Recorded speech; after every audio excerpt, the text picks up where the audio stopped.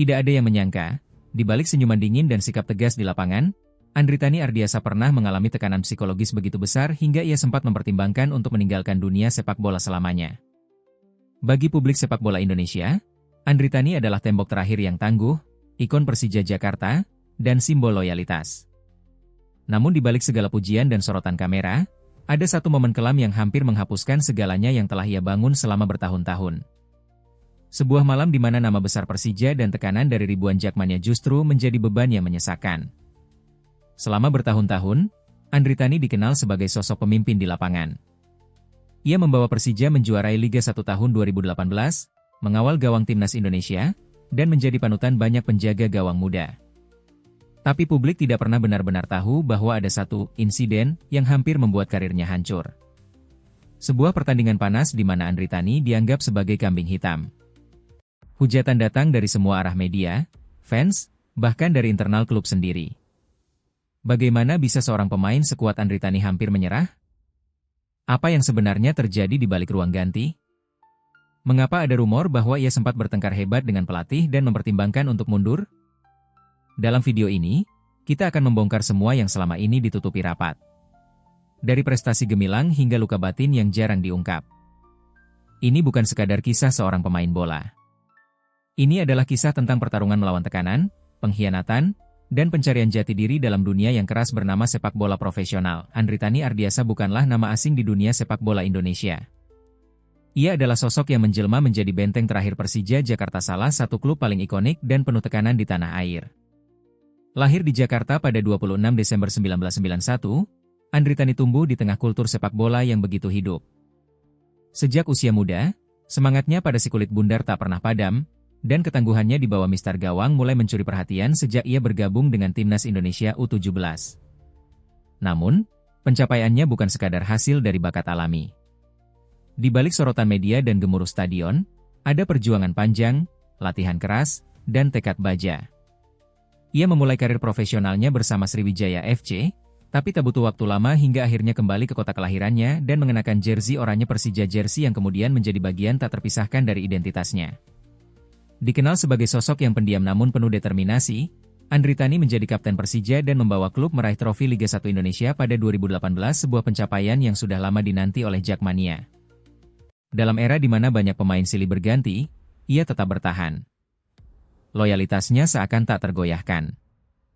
Namun, berada di klub sebesar Persija bukan perkara mudah. Tekanan mental dan ekspektasi publik bisa menghancurkan siapa saja. Disinilah titik rapuh mulai muncul. Nama besar Andritani tak selalu lepas dari sorotan negatif. Ia beberapa kali menjadi sasaran kritik, terutama ketika performa tim menurun. Tak jarang, ia dituduh gagal mengomando lini belakang. Bahkan ada momen di mana namanya dicoret dari starting line-up oleh pelatih, memicu spekulasi adanya konflik internal yang berlarut-larut. Meski tetap menunjukkan sikap profesional di depan media, rumor mengenai ketegangan dengan beberapa pelatih terutama saat era pelatih asing mulai merebak. Dikatakan bahwa gaya komunikasi Andritani yang tegas dan dominan sering bertabrakan dengan filosofi permainan modern yang coba diterapkan oleh pelatih-pelatih baru.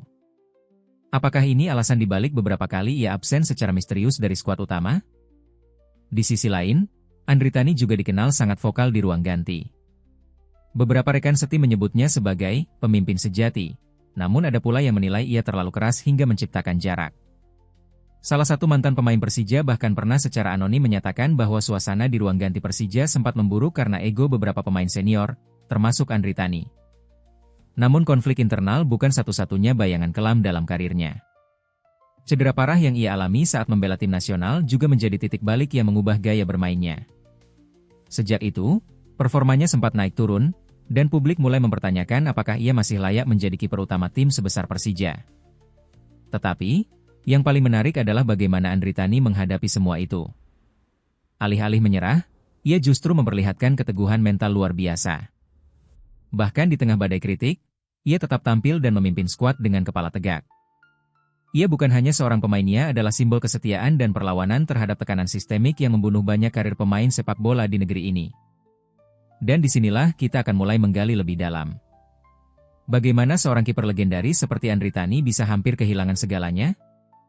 Apa yang terjadi di balik konflik internal dan tekanan media?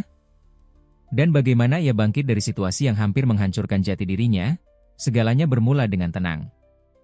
Sebagai anak muda Jakarta yang hidup di tengah atmosfer sepak bola jalanan dan stadion penuh hiruk-pikuk, Andritani tumbuh dalam keyakinan bahwa sepak bola bukan sekadar permainan. Itu adalah jalan hidup. Bakatnya mulai terlihat sejak usia belasan tahun, ketika ia bergabung dengan Diklat Ragunan dan kemudian menembus tim nasional U17. Dari situ, perjalanan profesionalnya dimulai. Sriwijaya FC menjadi pelabuhan pertama, namun panggilan dari kota kelahiran terlalu kuat untuk diabaikan. Tahun 2010, ia bergabung dengan Persija Jakarta. Ia datang bukan sebagai pilihan utama, melainkan sebagai pemain muda penuh ambisi. Tak butuh waktu lama hingga ia merebut posisi inti. Penampilan gemilangnya, refleks cepat, dan aura kepemimpinan alami menjadikannya pilar tak tergantikan. Tahun demi tahun berlalu. Persija yang dulu terseok, perlahan bangkit. Di bawah kepemimpinannya sebagai kapten, klub meraih puncak kejayaan, menjuarai Liga 1 Indonesia 2018. Momen itu tidak hanya menjadi titik tertinggi dalam karir Andritani, tetapi juga kebangkitan emosional bagi seluruh Jakmania yang telah lama haus gelar. Namun seperti halnya kisah besar lainnya, babak kejatuhan datang tanpa pemberitahuan. Pada musim-musim setelah juara, performa Persija mulai goyah. Beberapa kekalahan memalukan, pergantian pelatih yang terlalu cepat, dan kebijakan transfer kontroversial membuat atmosfer tim mulai memanas. Dan Ritani, sebagai wajah dari Persija, perlahan menjadi sasaran empuk kritik.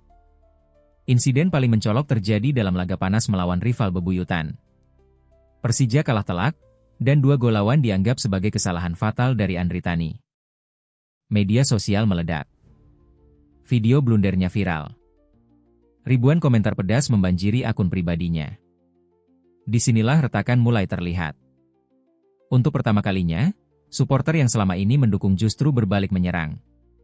Tak lama setelah itu, rumor mulai beredar, Andritani berselisih paham dengan pelatih kepala.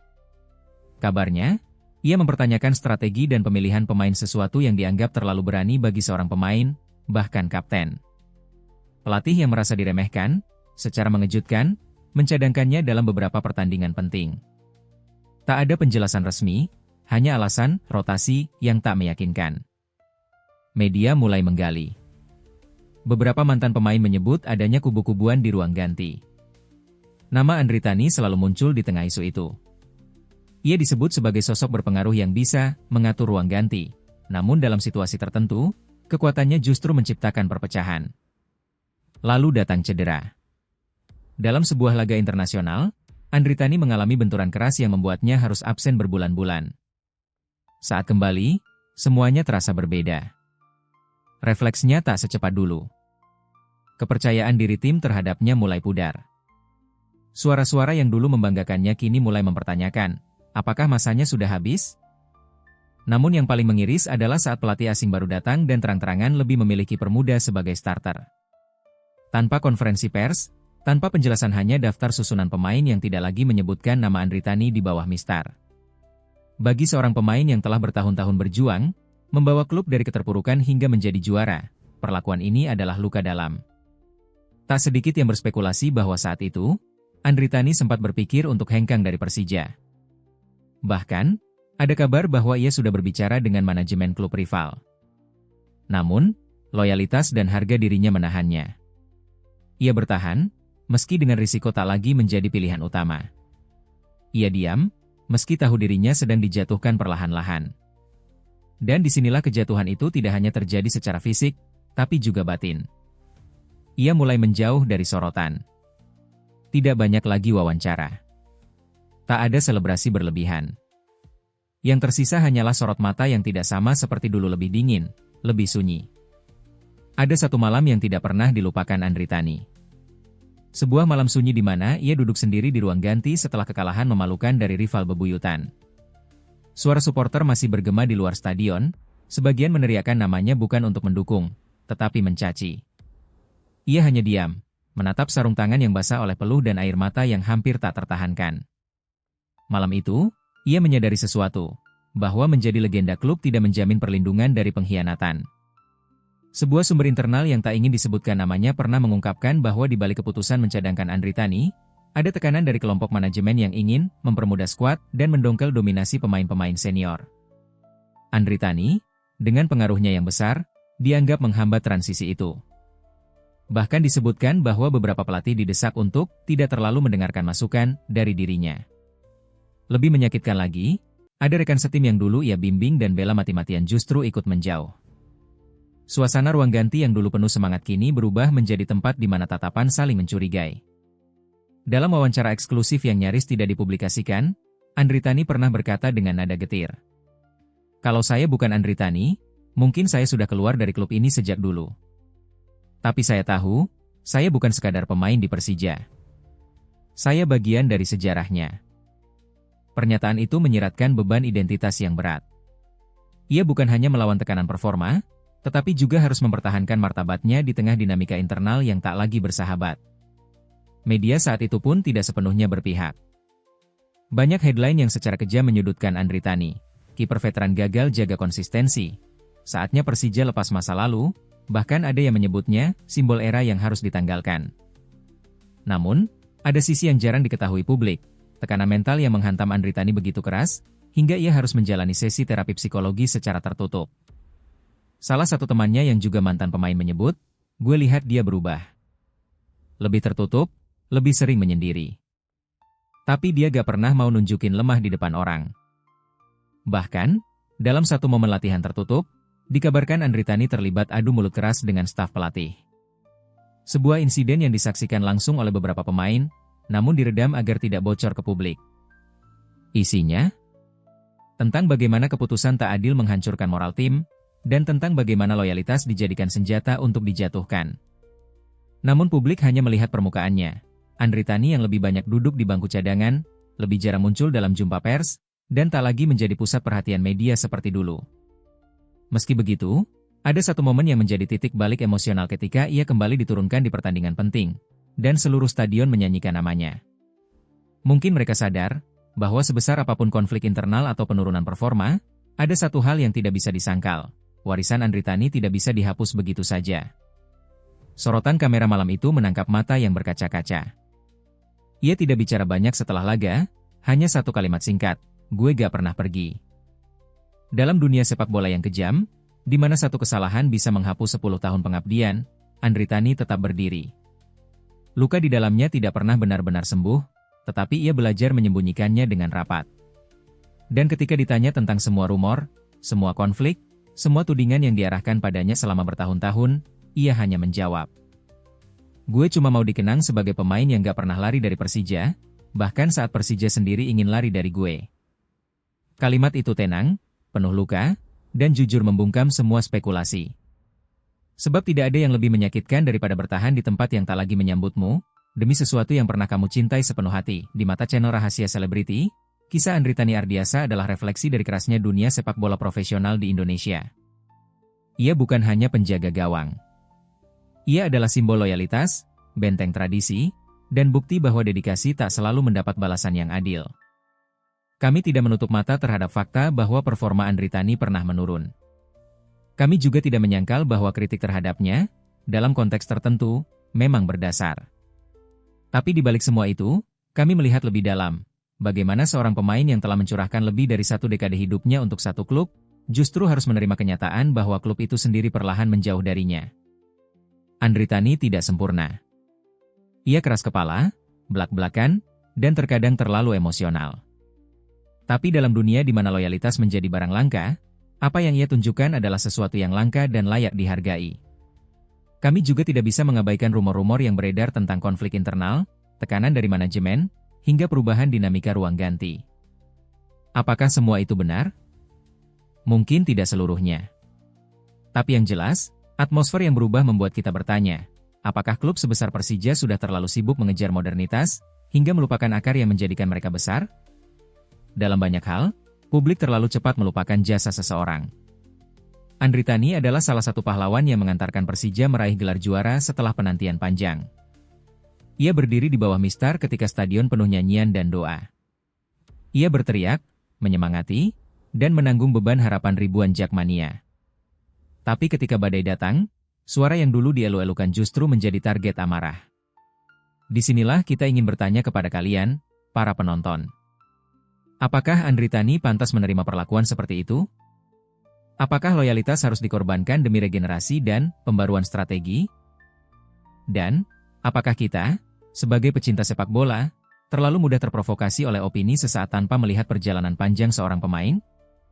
Channel ini percaya bahwa masa depan sepak bola Indonesia harus dibangun bukan hanya dengan taktik modern, tetapi juga dengan penghargaan terhadap nilai-nilai seperti kesetiaan, kepemimpinan, dan sejarah.